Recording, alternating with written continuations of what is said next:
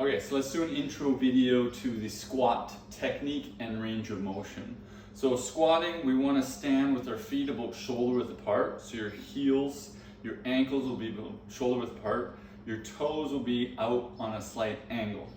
Okay, and this is your first kind of stance and position to be in. From here, what you want to think about is sending the butt backwards so that your weight stays on your heels through the entirety of the movement. So that's cue number one, weight stays in the heels.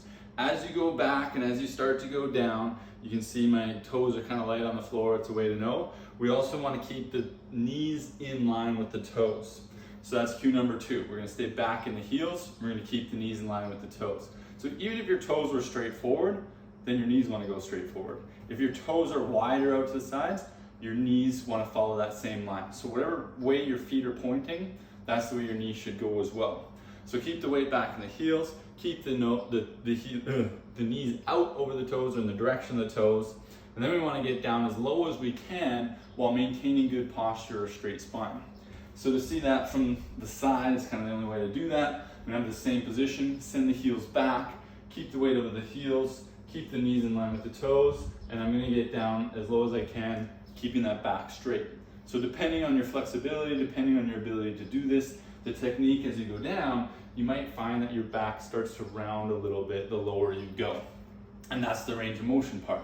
So we want to have good technique where we keep the back straight, the weight back in the heels, the knees in line with the toes. Those are your three cues.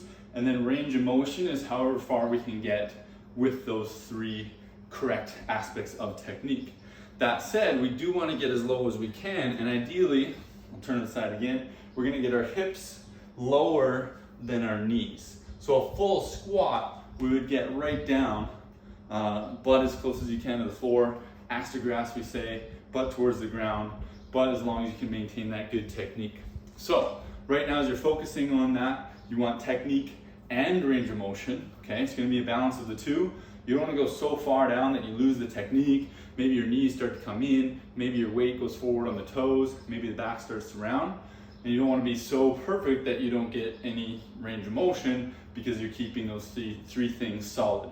So push that boundary, push that place where you've got good technique and good range of motion. And by doing that through repetitions and the stuff that we're doing, you're going to see both improve as you go. So weight in the heels, knees in line with the toes, back straight as low as you can, keeping those three.